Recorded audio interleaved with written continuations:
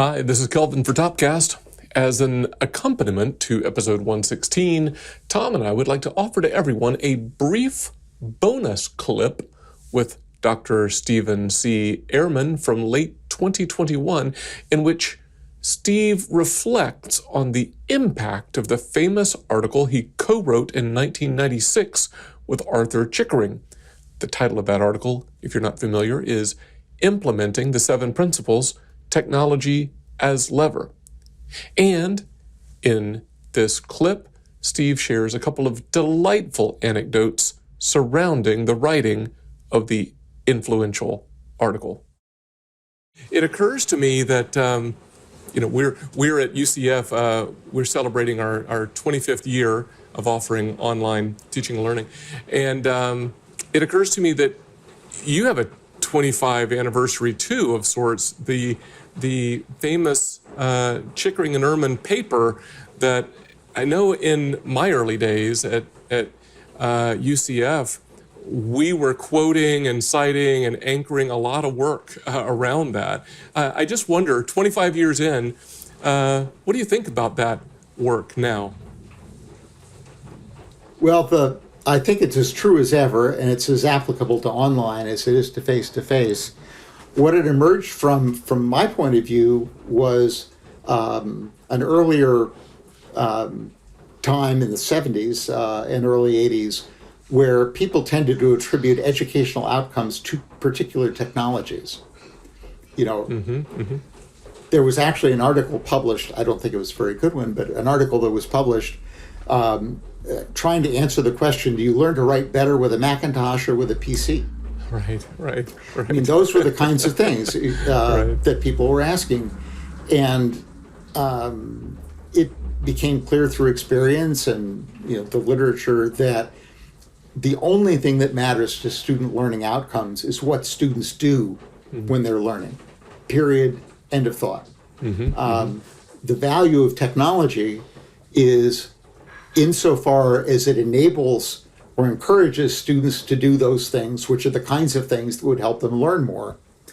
Or contrary-wise, if it discourages them from doing things that would help them to learn more, then that's a negative educational value. Chickering and Gamson had, about a decade earlier, come up with a list of 7 principles of good practice. And Art and I were talking, and he said he was interested in writing something that would somehow relate this to the educational uses of technology, and he already knew that I was working along those lines. So I was excited, and we did it. I will say, though, to correct what I just said, to make it a little more factually accurate, my actual response to Chickering was, there's no need to write anything like that. It's obvious. I mean, you just look at the 7 principles. It's clear that, do you want to have students interaction? Well, why not email? If you want to have active learning, why not work on... He said, no, I don't think it's that obvious. So we wrote it. It was actually just published in a, an association newsletter. The other pivotal event, though, was this was right at the beginning of the World Wide Web.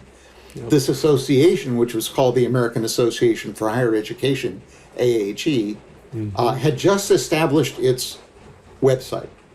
And I went to the websmith and I said, is it possible that this article could somehow be attached to this one-page website? And they said, sure. And the original URL for the article was www.aahe.org/Ehrmann.htm. And pretty soon there were 4,000, 5,000 hits a month on it. And it's really remained popular ever since, influential, I think, ever since. A lot of dissertations have been built on these ideas. Yeah. That's fantastic. Thank you for that that retrospective. Your looking back comments on relevance today, but also just the delightful color commentary of kind of the moment in which that work emerged in the context. And I agree. I think it is. I was skimming it again. I don't know. Within the last month, I think, and finding relevance, just as you said. So thank you for that work. Thank you for this new work, and thank you for working, even though technically you don't have to.